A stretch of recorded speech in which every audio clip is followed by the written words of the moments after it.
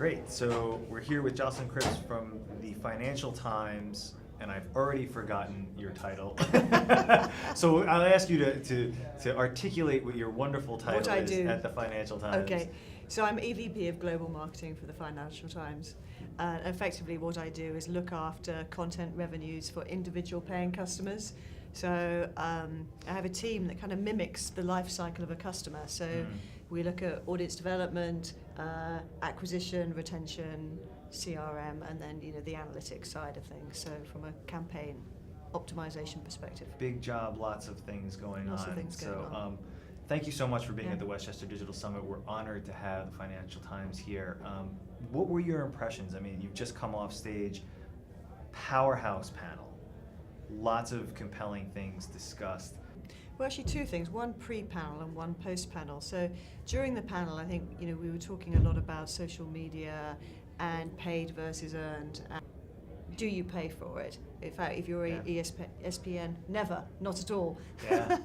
And that discoverability and the engagingness of content. So I think that's something that we do a lot of kind of paying for our media for a return on investment, and it's how we can get more, articles out into social media through our editorial teams to bring more traffic in. So I think that's the first point. And then I think Lisa was talking earlier about LinkedIn and that they've lowered the age now, I don't know if she's in the room, to 13. Yep. And I thought, that was great. I mean, we want to start becoming relevant with people as they start going to university. They need to have a global perspective, so maybe we need to start thinking about that kind of education and pushing more content in there. Yeah. So when those become the MBA students of the future, they've already got, some knowledge of what the FT is. I mean, a lot of what we see is the brand visibility, and as we move to digital from print, what we see is, there's less discoverability of the product. You don't see the pink newspaper anymore. I was going to say, is that a difficult thing? Because,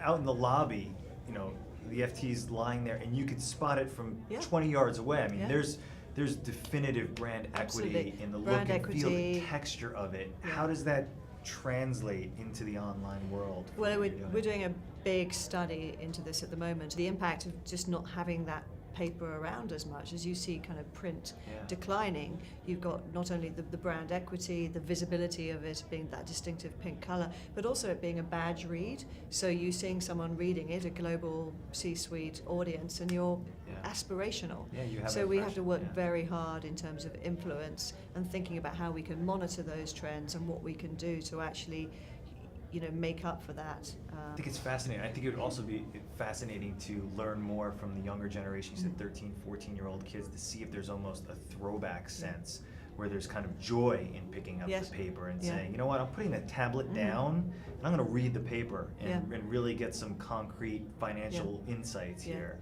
It's interesting, some research we've done with MBA students at Harvard, actually. So obviously highly digital in terms of wanting to be able to curate the content, being able to access it, get briefings on it. But a lot of them, when they're on their downtime, if they're going on a coach home, for example, they're actually reverting back to print. So for a longer read. So, there is still very much clearly a role for print, but it's finding that time of day or that relevance to when you kind of push it. And of course we have a thriving and profitable print readership still. So we're not going away from it, but we obviously need to think about people's habits and when is the best time to be reading on which platform. Sure, absolutely fascinating. I feel like you're straddling both worlds really beautifully and still have that sense of brand equity in the offline world while continuing to grow in the online world. Well, it's a constant sort of challenge, so it's something we pay a lot of attention to. Well, absolutely fascinating. Loved having you today at the Westchester Digital Summit. Thank you so much, and we hope that you come back Thank you very much soon. indeed. Wonderful. Thank you.